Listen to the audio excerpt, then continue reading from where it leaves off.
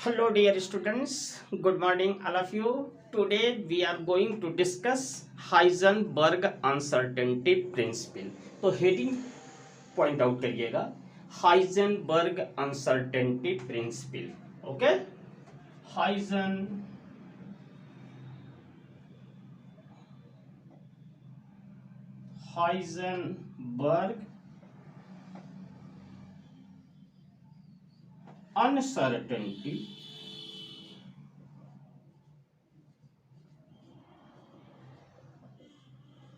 Heisenberg uncertainty principle. Okay, how to define Heisenberg uncertainty principle? Clear है? तो जरा देखिएगा कि ये Heisenberg uncertainty principle क्या हमें इंफॉर्मेशन देना चाहते हैं. ओके, तो Heisenberg uncertainty principle ध्यान दीजिएगा, इन्होंने बताया, क्या बताया? which gives a information about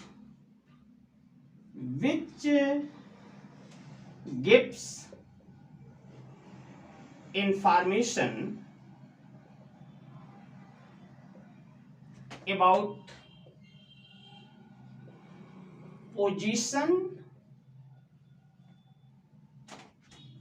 and momentum. Clear है? Position and momentum of electron,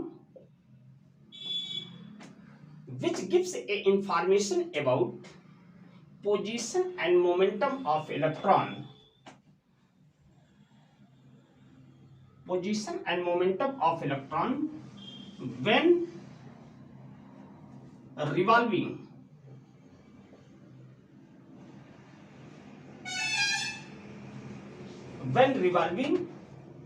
around the nucleus. Clear है? ध्यान देना, हाइजेनबर्ग अनसर्टेनिटी प्रिंसिपल इस बात का इंफॉर्मेशन देना चाहते हैं कि जब इलेक्ट्रॉन रिवॉल्व करता है अराउंड द न्यूक्लियस, तो ये बताना चाहते हैं कि उसकी पोजीशन और वेलोसिटी पर क्या इफेक्ट पड़ेगा. क्लियर है? तो वेलोसिटी और position means momentum and position कैसे हम डिटरमाइन करते हैं या कैसे ऑब्जर्व किया जा सकता है, इस बारे में इन्होंने कुछ इंफॉर्मेशन दिया हमें. हाइजेनबर्ग अनसर्टेनिटी प्रिंसिपल एक इन्होंने फार्मूला दिया. इन्होंने फार्मूला क्या दिया? ध्यान देना, अभी इसी से हम लोग डिफाइन कर लेंगे कि ये क्या इसका डेफिनेशन होगा. तो ध्यान देना, इन्होंने फार्मूला दिया delta x into delta p greater और equal then h by 4 pi. Clear है? Now here delta x will be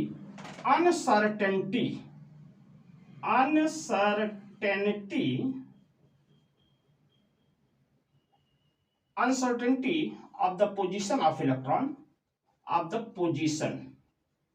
clear है? Uncertainty position. और डेल्टा p क्या है?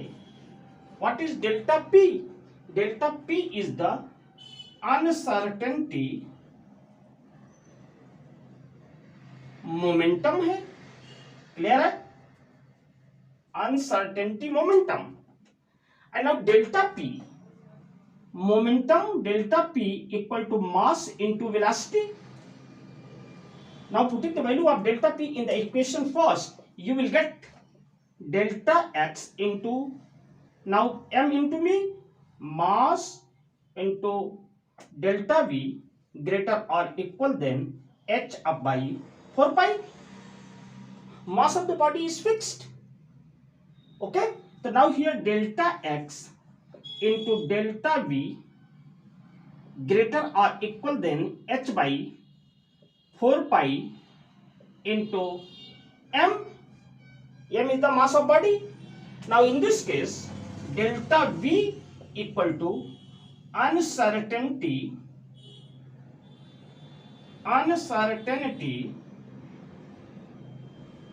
velocity. And now here m is the mass of body, mass of particles. Okay, and now h is the Planck's constant clear?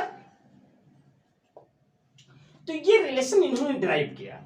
इस relation के according जब इसको हम define करते हैं, इसके डेफिनेशन को पॉइंट आउट करते हैं इस रिलेशन के according, now you will get a definition.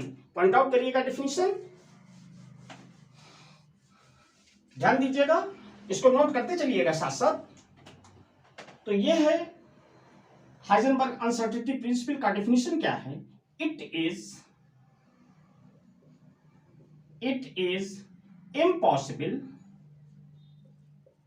Clear? It is impossible to determine, it is impossible to determine, it is impossible to determine position and momentum, position and momentum. It is impossible to determine position and momentum of particles, clear? It is impossible to determine position and momentum of particle when revolve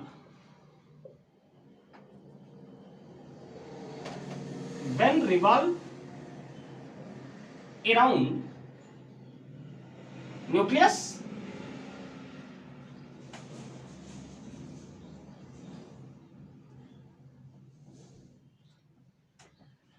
Try to understand seriously and carefully. It is impossible to determine position and momentum of particles when revolving around the nucleus simultaneous accurately, हाँ या same time accurately.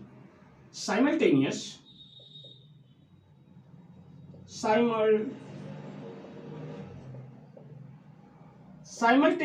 and accurately.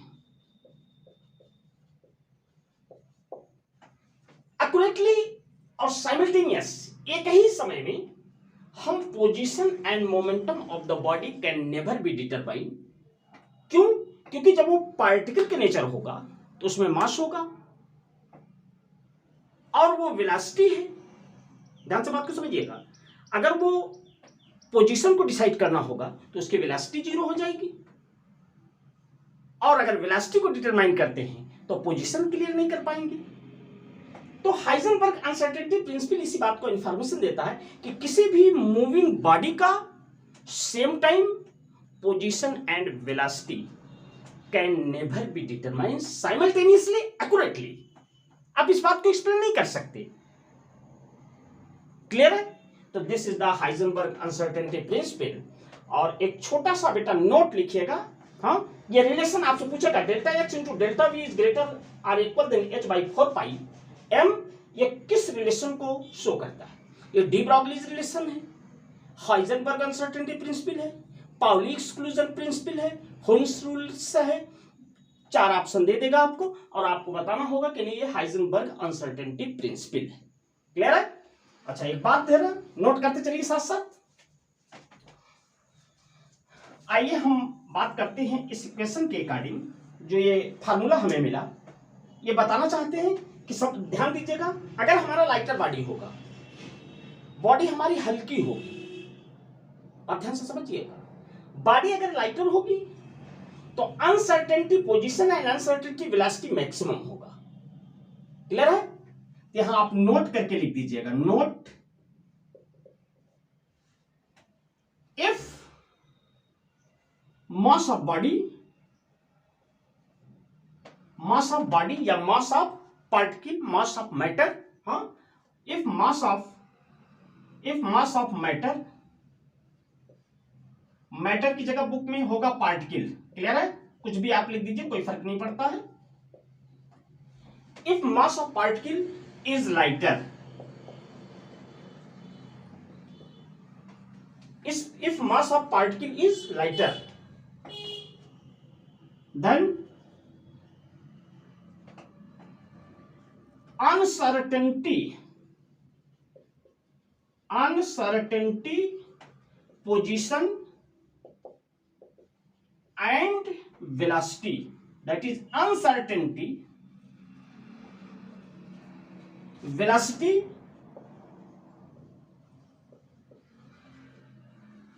Is maximum. Clear है? ये जितनी lighter body होगी उतने ज्यादा uncertainty होगी। Clear है? जितनी लाइटर बॉडी होगी उतने ज्यादा अनसर्टेनिटी होगी। वो अनसर्टेनिटी पोजीशन पर भी अप्लाई कर लागू होगा, वो अनसर्टेनिटी पोजीशन अनसर्टेनिटी वेलोसिटी पर भी लागू होगा। पोजीशन और वेलोसिटी की दोनों अनसर्टेनिटी इंक्रीज करेगी with decrease in mass of the particles. Clear है? तो आइए, ये आपका था Heisenberg uncertainty principle. Now we are going to discuss quantum number. ध्यान से बेटा समझिएगा, how to define quantum number. Heading बहुत मोस्ट इंपॉर्टेंट है, quantum number. Heading point out करिएगा, quantum number.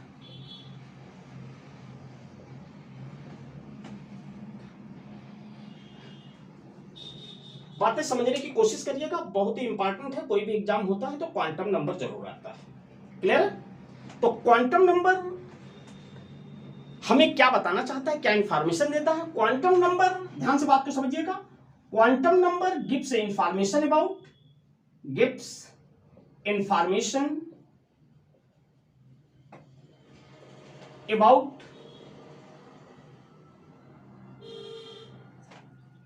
Electron, gives information about electron,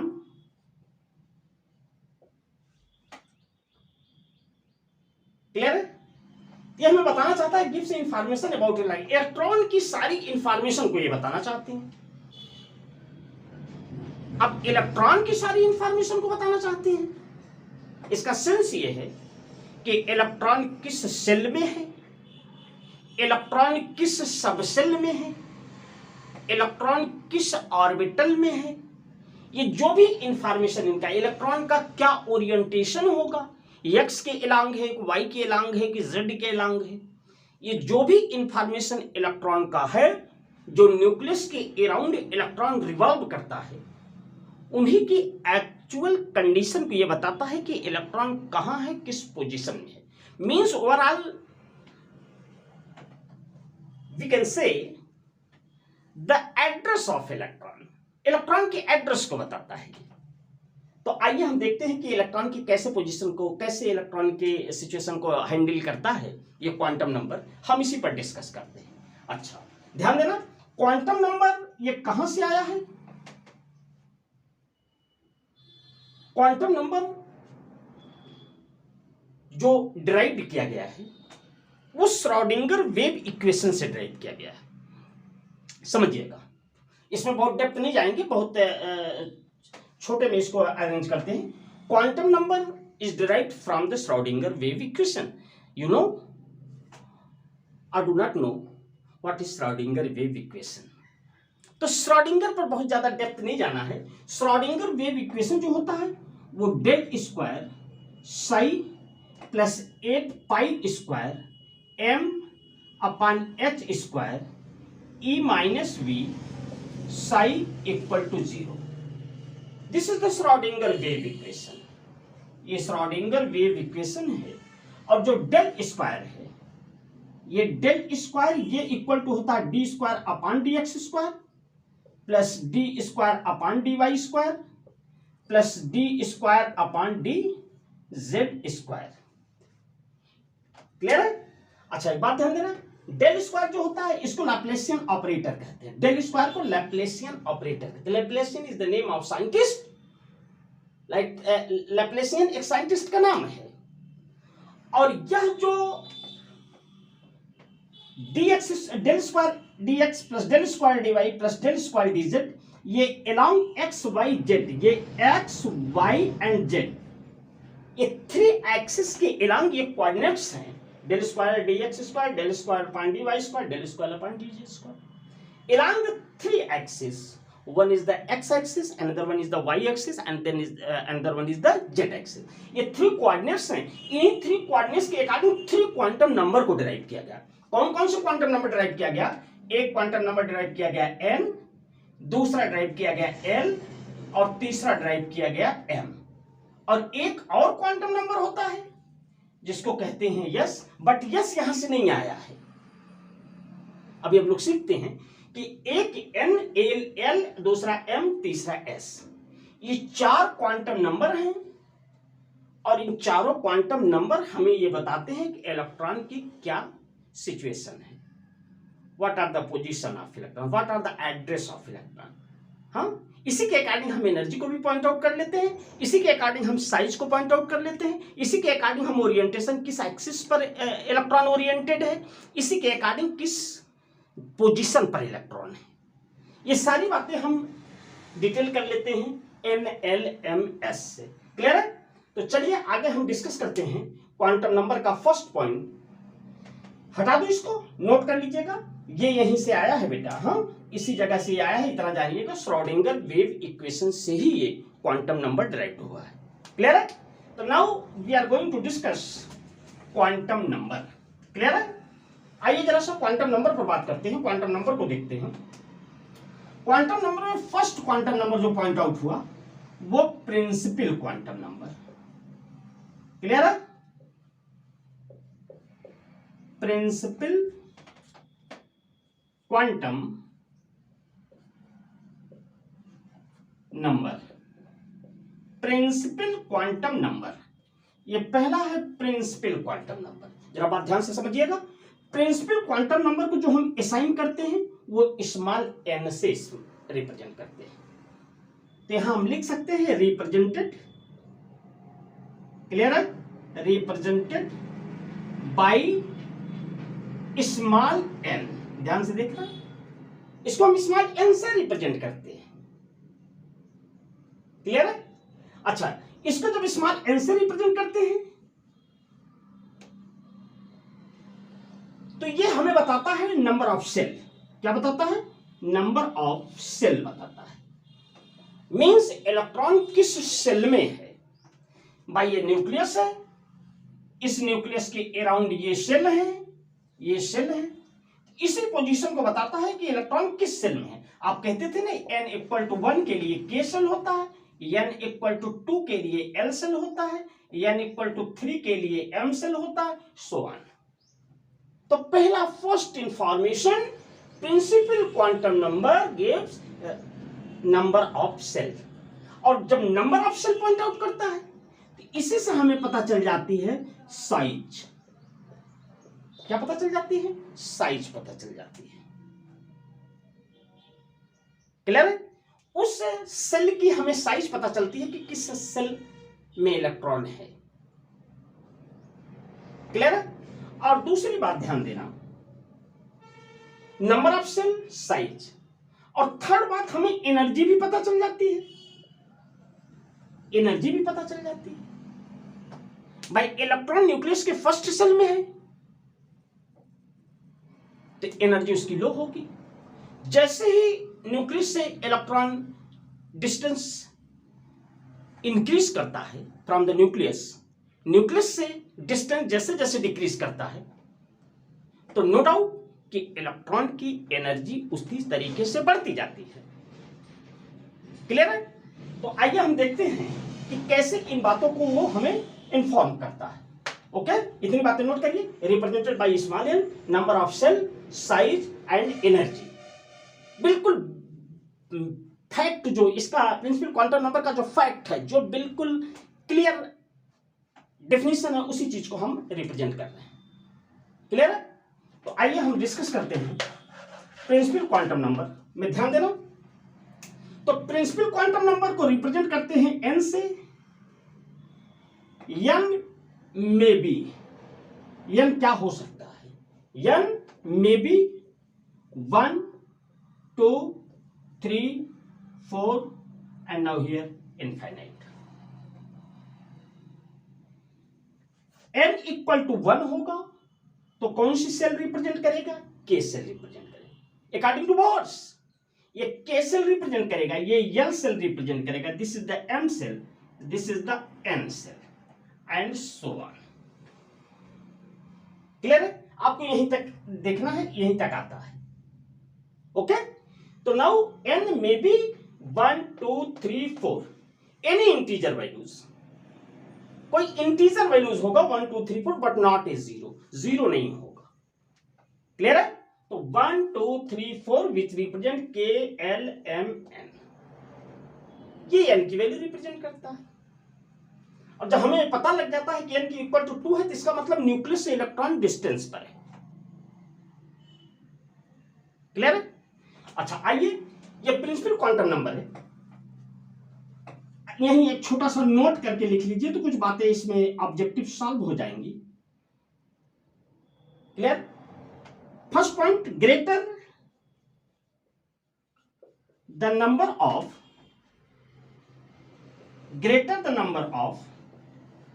n, greater the number of n, higher will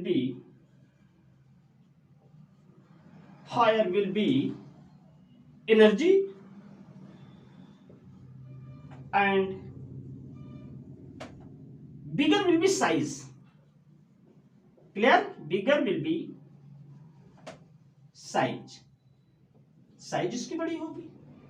ये तो बात क्लियर है कि greater the number of n जितना ज्यादा होगा साइज उसकी बड़ी होती जाएगी, और जब साइज बड़ी होगी तो एनर्जी बढ़ती जाएगी। क्लियर है? अच्छा आइए हम डिस्कस करते हैं। प्रिंसिपल क्वांटम नंबर के बाद हमारा आता है एजीमुथल क्वांटम नंबर। ध्यान से बात को समझिएगा।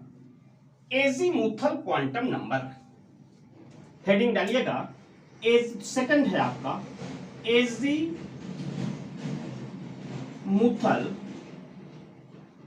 Quantum number. Azimuthal quantum number, इसी को एक नाम से और हम जानते हैं, one of the another name of the azimuthal quantum number is angular momentum quantum number. Angular momentum quantum number, इसी को एक नाम से और जानते हैं सब्सिडियरी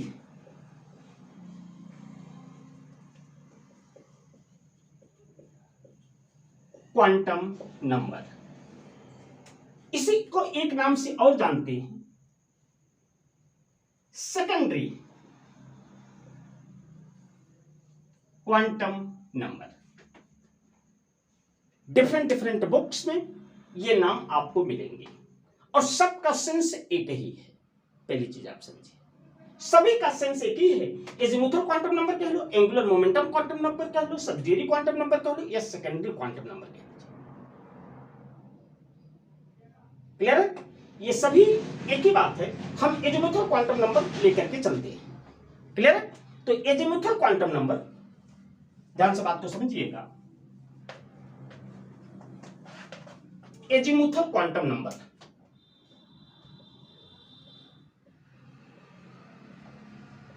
एजीमुथल क्वांटम नंबर,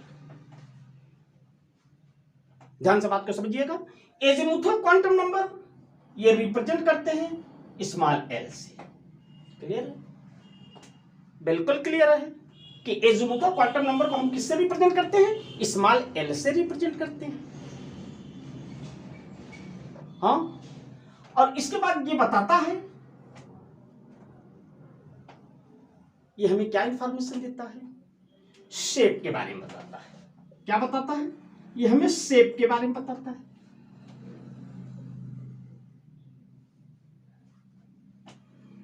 और ये हमें एनर्जी के भी बारे में बताता है। जैसे वो एनर्जी के बारे में बताता था वैसे ये भी एनर्जी के बारे में बताता है। अच्छा ध्यान देना, किसी भी एन के लिए, ध्यान से बात को समझिएगा। नेक्स्ट पॉइंट आउट कर देते हैं इसमें।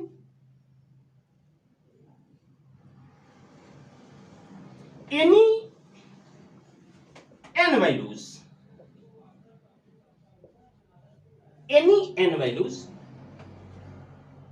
total number of n values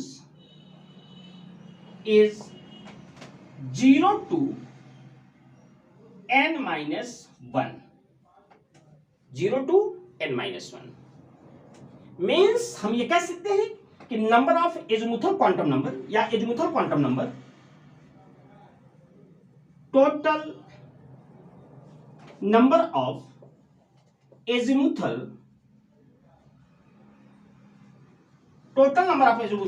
quantum number ये इक्वल टू होता है प्रिंसिपल क्वांटम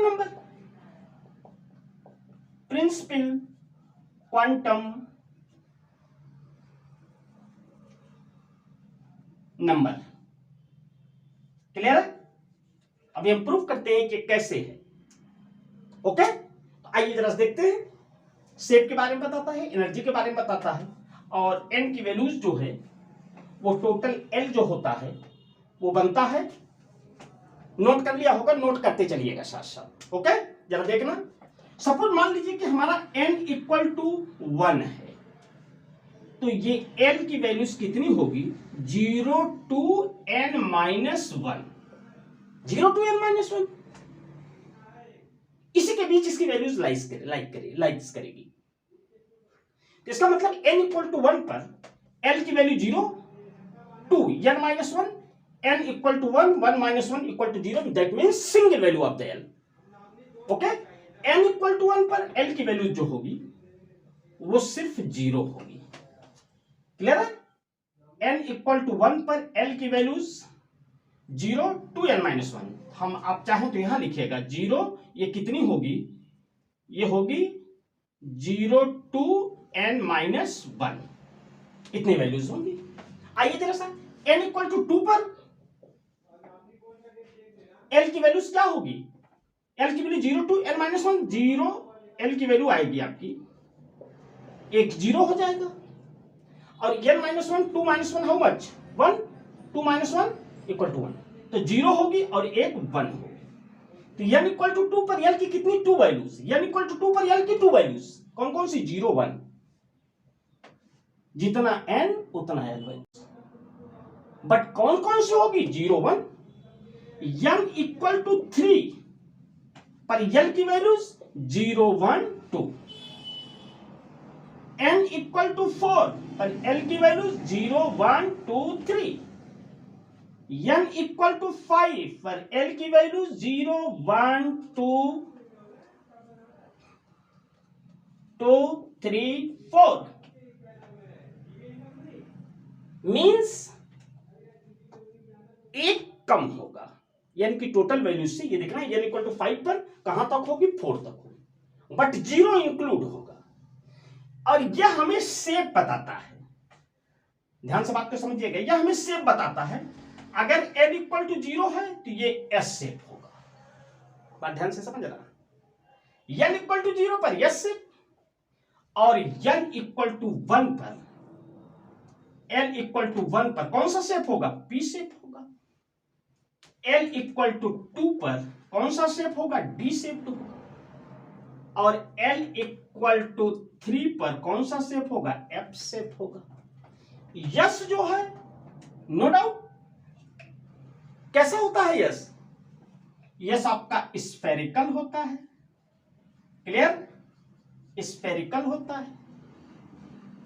पी आपका कैसा होता है? डम्ब बेल शेप तो होता है, डम्ब बेल शेप होता है। और डी आपका कैसा होता है? डबल डम्ब बेल होता है। क्लियर है? इतनी बातें नोट कर लिया? नोट करिए इतना। Okay, thank you. हाँ देखिएगा, ये कहना क्या चाह रहे हैं, इधर फिर से लिख देते हैं। 0 पर यस शेप और एस के लिए स्फेरिकल, ये याद होनी चाहिए आपको। कैसा होगा? स्फेरिकल होगा। नाउ हियर 1 पर ये एल की वैल्यूज है, l equal to 0, l equal to 1। 1 पर कैसा शेप होगा? P shape. और पी शेप जो होगा वो कैसा होगा? Dumb bell. Clear? Dumb bell. Spherical का मतलब ऐसे, डम्ब बेल का मतलब ऐसे, डमरू जैसा शेप होगा। क्लियर है? अच्छा, L इक्वल टू 2 पर ये D होगा, और D का शेप कैसा होगा? Double dumb bell. क्लियर है? Dumb bell, double dumb bell. और डबल डम्बल एक तो ऐसे डम्बल होगा और दूसरा ऐसे हो जाएगा डबल डम्बल। और L इक्वल टू 3 पर ये F शेप होगा और F होगा तो F का शेप कैसा होता है? F का शेप होता है कॉम्प्लिकेटेड। क्लियर है? ये कॉम्प्लिकेटेड शेप होता है। अच्छा एक बात ध्यान देना, इतनी बातें नोट करिए, वेरी गुड। बात ध्यान से समझिएगा, बिल्कुल क्लियरली आपको समझ में बात आएगी। आपसे पूछे कि n इक्वल टू 4 पर टोटल l की वैल्यूज बताइए। आप बताओगे 0 1 2 3, 0 to n माइनस 1। l की वैल्यूज क्या होगी? 0 to n माइनस 1, तो 0 to n minus 1 means 3 up to 3 तक। इसका मतलब 0 1 2 3। 0 पर कौन सा ऑर्बिटल यूज करते हो? s ऑर्बिटल यूज करते हो। 1 पर कौन सा यूज करते हो? p यूज करते हो। 2 पर कौन सा यूज करते हो? d यूज करते हो। और 3 पर कौन सा यूज करते हो? f यूज करते हो। कोई कंफ्यूजन? क्लियर है? अच्छा, ये एसपीडीएफ s का शेप स्फेरिकल होता है, p का शेप डम्बेल होता है, d का शेप डबल डम्बेल होता है और f का शेप कॉम्प्लिकेटेड होता है। कॉम्प्लिकेटेड होता है। क्लियर है? तो s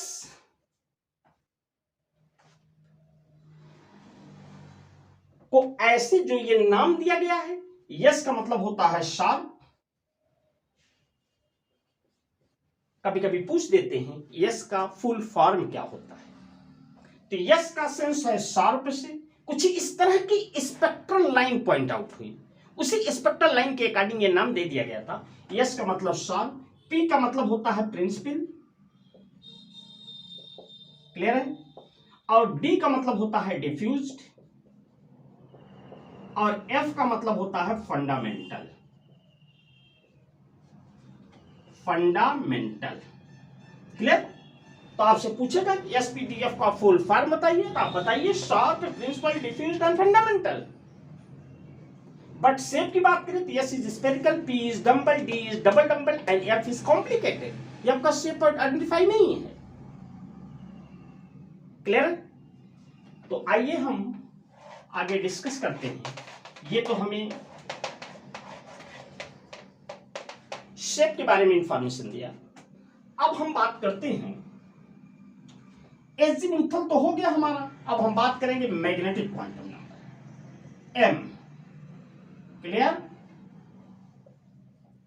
magnetic quantum number. Magnetic quantum number हमें ओरिएंटेशन के बारे में बताता है। बात ध्यान से समझिएगा, ओरिएंटेशन के बारे में बताता है। क्लियर है? और ये ओरिएंटेशन के बारे में बताता है। और नेक्स्ट वन इज ये हमें बताता है नंबर ऑफ ऑर्बिटल के बारे में। ये भी बताता है कि नंबर ऑफ ऑर्बिटल सबसेल में कितने सब सबसेल होंगे। भाई सबसेल एजीमुथल क्वांटम नंबर बताता था कि 0 है तो कौन सा सबसेल होगा। ध्यान से बात को समझिएगा। n इक्वल टू अगर 2 है तो l की वैल्यू जो 0 1 ये आता था, तो 0 पर कौन सा सबसेल आता था? s subshell. ये सबसेल है बेटा, हाँ ये सबसेल। और 1 पर कौन सा सबसेल आता था? p सबसेल आता था। ये सबसेल है। क्लियर है? तो उसी तरीके से ये हमें नंबर ऑफ ऑर्बिटल मींस सब सबसेल को बताता है। सब सबसेल, इसी को सब सबसेल भी कहते हैं, ऑर्बिटल को ही सब सबसेल कहते हैं। और ये ओरिएंटेशन को बताता है। क्लियर है? और किसी भी एल के लिए एनी वैल्यू ऑफ एल ध्यान से बात को समझिएगा, any value of l, any value of l, m values में बी, एम वैल्यू में बी, एम की कौन कौन सी वैल्यूज होंगी, ध्यान देना, any values of l, m values में बी,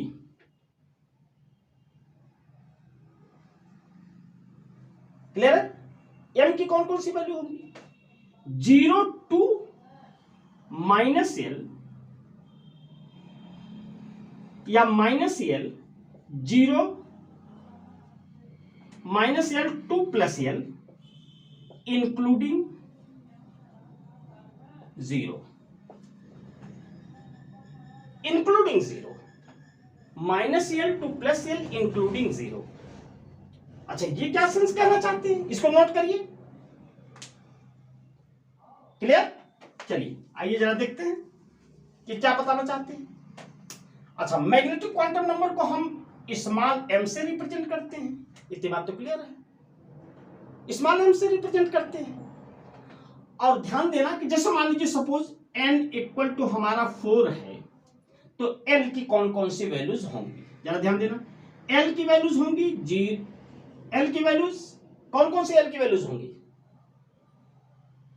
0 1 2 3, ये वैल्यूज होंगी l की।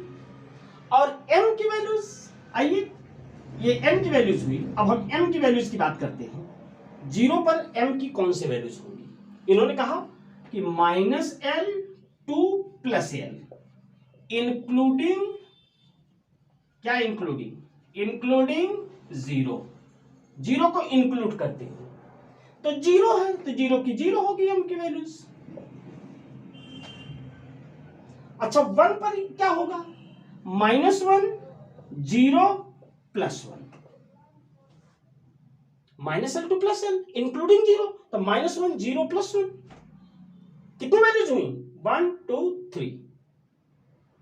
ये हमें ओरिएंटेशन को बताते हैं, एक x एक्सिस के लंग, एक y एक्सिस के लंग, दूसरा z एक्सिस के लंग, क्लियर है?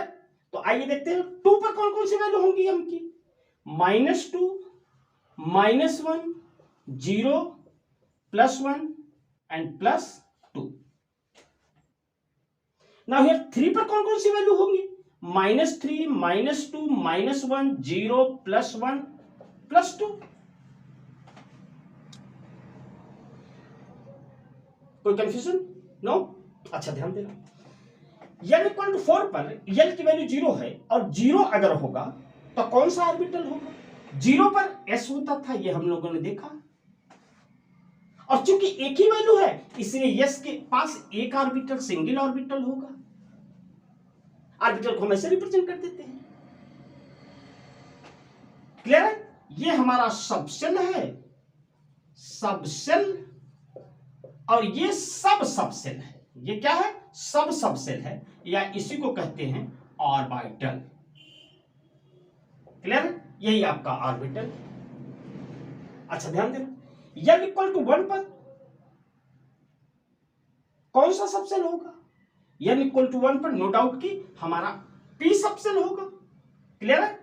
यहां देते हैं p सबसेल होगा, और इस p सबसेल में कितने सब सबसेल होंगे, हाउ मच सब सबसेल इन p सबसेल, या how many number of orbital in p subshell.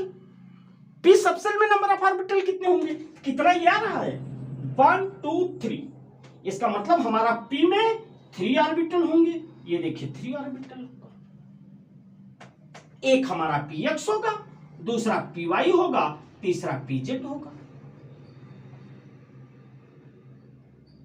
Clear है? अच्छा, देखना 2 पर अगर n इक्वल टू 2 है तो हमारा कौन सा सबसेल होगा, d सबसेल होगा, अभी हम लोगों ने सीखा है, 0 पर s, 1 पर p, 2 पर d, इसका मतलब ये d सबसेल होगा, और d में कितने सब सबसेल होंगे, हाउ मच नंबर ऑफ सब subshell in d subshell, how many number of orbital in D subshell. तो डी सबसेल में जो होगा 1 2 3 4 5, इसका मतलब 5 ऑर्बिटल इसमें होंगे। 1 2 3 4, 1 2 3 4 5। क्लियर है।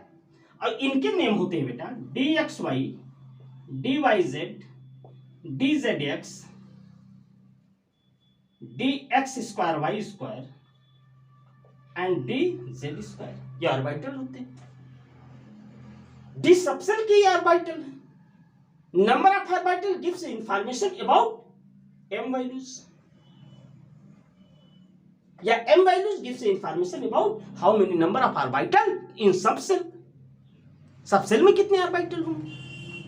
इसी तरीके से 3 में आपका कौन सा ये आया था, एफ।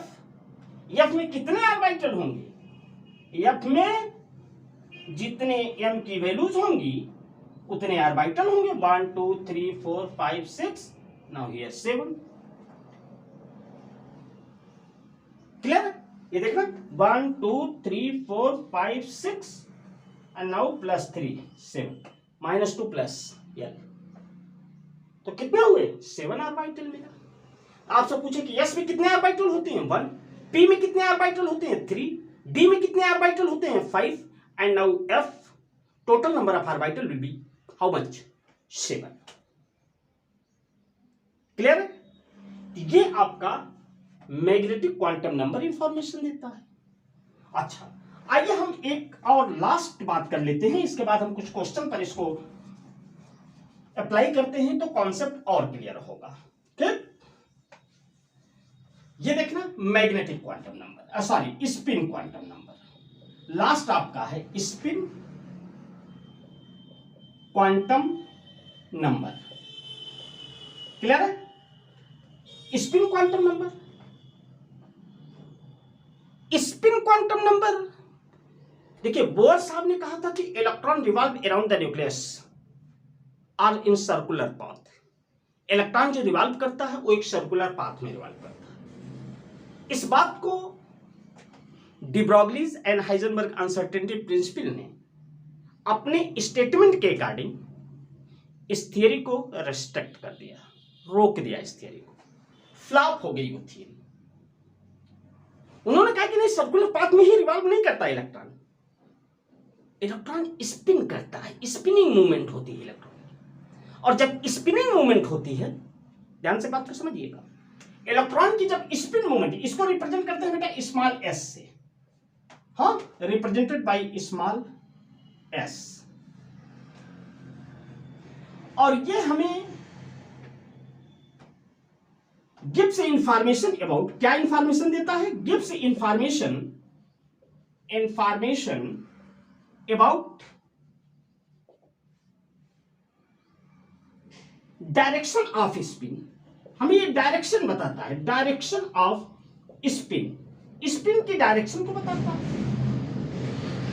ध्यान से बात को समझिएगा, ये हमें स्पिन की डायरेक्शन को इंफॉर्मेशन देता है। और स्पिन का डायरेक्शन दो ही तरीके से हो सकता है, वन इज द क्लॉकवाइज और another one is the anti clockwise. और अगर इन्होंने कहा कि स्पिन अगर क्लॉकवाइज है तो इसको रिप्रेजेंट करोगे प्लस हाफ से। क्लियर है। इसको रिप्रेजेंट करोगे प्लस हाफ। और अगर स्पिन आपका एंटी क्लॉकवाइज है तो इसको रिप्रेजेंट करोगे माइनस हाफ से। एक ऑर्बिटल में मैक्सिमम 2 इलेक्ट्रॉन रह सकते हैं। अभी आगे हम लोग जब Pauli exclusion principle, Hund rule and Aufbau principle पढ़ेंगे तो उसमें हम ये और डिटेल कर लेंगे। तो अभी तो ये जानिए कि यस, स्पिन की लोकेशन को बताता है, मींस क्लॉकवाइज है या एंटी क्लॉकवाइज है। क्लियर है इतनी बातें। अच्छा, आइए एक दो क्वेश्चन हम इसमें देखते हैं, फिर बातें एकदम क्लियर हो जाएंगी। ध्यान देना, यहां हम लिखते हैं n की वैल्यूज, यहां हम लिखते हैं l की वैल्यूज। क्लियर है। यहां हम लिखते हैं m की वैल्यूज और यहां हम लिखते हैं s की values. N is the principal, L is the azimuthal, M is the magnetic and N is the spin. S is the spin. Clear है? अच्छा, N इक्वल टू 1 है तो L की वैल्यू क्या होगी? 0 होगी। M की वैल्यू क्या होगी? 0 होगी। S की वैल्यू क्या होगी? ध्यान से बात को समझिएगा। S की value plus half minus half, ये वैल्यू होगी। भाई ध्यान देना, L इक्वल टू 0 पर कौन सा ऑर्बिटल आएगा? एस ऑर्बिटल आएगा। एस ऑर्बिटल में सिंगल ओरिएंटेशन, क्लियर है? और उसमें एस प्लस हाफ और minus half. Plus half minus half का मतलब ये हुआ कि जैसे मान लीजिए एल पर ये आपका एक ऑर्बिटल आया, एक आपका एस सबसेल है, इसमें एक ही ऑर्बिटल है, तो एक ऑर्बिटल में मैक्सिमम 2 इलेक्ट्रॉन रख सकते हैं। एक क्लॉकवाइज रहेगा और या तो ये एंटी क्लॉकवाइज रहेगा। एक है तो क्लॉकवाइज भी जा सकता है या एंटी क्लॉकवाइज भी आ सकता है। और अगर क्लॉकवाइज है तो प्लस हाफ होगा, एंटी क्लॉकवाइज है तो माइनस हाफ होगा। अभी आगे हम लोग क्लियर करेंगे कब प्लस हाफ होगा, कब माइनस हाफ होगा। बट अभी ये जानिए कि अगर क्लॉक है तो पोलर प्लस हाफ होगा और एंटी क्लॉक है माइनस हाफ, सिंगल इलेक्ट्रॉन के लिए। अच्छा, दूसरी बात ध्यान दें, अगर n इक्वल टू 2 है तो L की वैल्यूज एक 0 बनेगी और एक 1 बनेगी। M की वैल्यू 0 के लिए तो 0 ही होगा, लेकिन M की वैल्यू 1 के लिए क्या होगा? L इक्वल टू 1 है तो -1 0 और +1। कितने ऑर्बिटल मिले? 1 2 3 ऑर्बिटल मिले। इसका मतलब इसमें प्लस हाफ माइनस हाफ, इसमें plus half minus half, plus half minus half. Clear है? ये इलेक्ट्रॉन की सिचुएशन होगी। इसमें नंबर ऑफ इलेक्ट्रॉन मैक्सिमम 2 रह सकते हैं, इसमें नंबर ऑफ इलेक्ट्रॉन मैक्सिमम 6 रह सकते हैं। P है, P में 3 ऑर्बिटल्स होते हैं, ये समझ लीजिए P में 3 ऑर्बिटल होते हैं और एक ऑर्बिटल में मैक्सिमम 2 इलेक्ट्रॉन रहता है। ये अभी आगे और सीखेंगे। एक ऑर्बिटल में मैक्सिमम 2 तो 2 2 4 2 6। फर्स्ट इलेक्ट्रॉन के लिए प्लस हाफ तो दूसरे वाले के लिए माइनस हाफ, फर्स्ट के लिए प्लस हाफ दूसरे वाले के लिए माइनस हाफ, इसमें प्लस हाफ माइनस हाफ। हम इस तरह से इसको रिप्रेजेंट करेंगे। क्लियर? अच्छा, ध्यान देना, n इक्वल टू 3 के लिए L की वैल्यू कौन कौन सी होंगी? 0 1 2 होंगी। 0 के लिए 0 होगा, 1 के लिए -1 0 +1 और 2 के लिए -2 -1 0 +1 +2। अच्छा, इसमें 0 के लिए आप प्लस हाफ माइनस हाफ लिख सकते हैं, इसके लिए plus half minus half, plus half minus half, plus half minus half, ये सब के लिए plus half minus half. Clockwise है तो प्लस हाफ, एंटी क्लॉकवाइज है तो माइनस हाफ। क्लियर है? तो यहां भी आप कर सकते हो प्लस माइनस हाफ, हाँ plus minus half and now plus minus half. उसी तरीके से ये भी होगा plus minus half, plus minus half, plus minus half, plus minus half. ठीक, और एक और लिख दीजिएगा प्लस माइनस हाफ। क्लियर है? तो ये आपका है स्पिन क्वांटम नंबर। आपसे पूछ सकता है n इक्वल टू 4 के लिए। एक बात ध्यान देना, नोट कर लिया इसको? ओके, आइए हम छोटी सी एक बात और कर लेते हैं। ध्यान देना,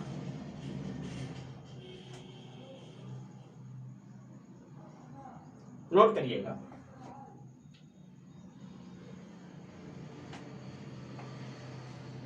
पॉइंट आउट करिए, नोट करके लिखिएगा। हाँ, नोट करके कुछ बातें लिख लीजिए। मैक्सिमम नंबर ऑफ, ध्यान से बात को समझिएगा, maximum number of electron in n shell, ये इक्वल टू हो जाएगा 2n स्क्वायर। 2n² के। First point. Second point, maximum number of subshell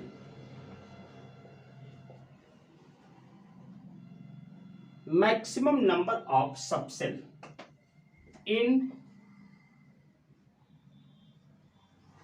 any cell। किसी भी सेल के लिए, जैसे मान लीजिए आपका दे दिया n = 2 के लिए मैक्सिमम नंबर ऑफ सबसेल कितने होंगे, तो n = 2 के लिए l की वैल्यू कौन कौन सी होगी, 0 होगी, 1 होगी, और 0 1 तो 0, और m की वैल्यूज क्या होंगी, 0 -1 0 +1।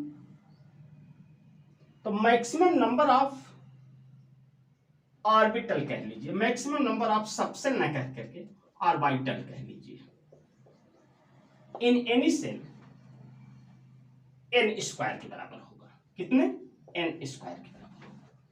ये देखिए n = 2, 2 का स्क्वायर 4, हाँ 2 का स्क्वायर कितना हो जाएगा 4, तो 4 ऑर्बिटल होंगे, देखना 1 2 3 4 ऑर्बिटल।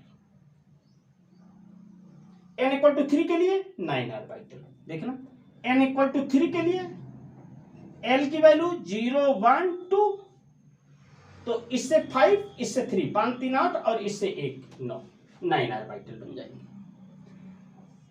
क्लियर है। और नंबर ऑफ इलेक्ट्रॉन 2n² के बराबर हो जाएगा।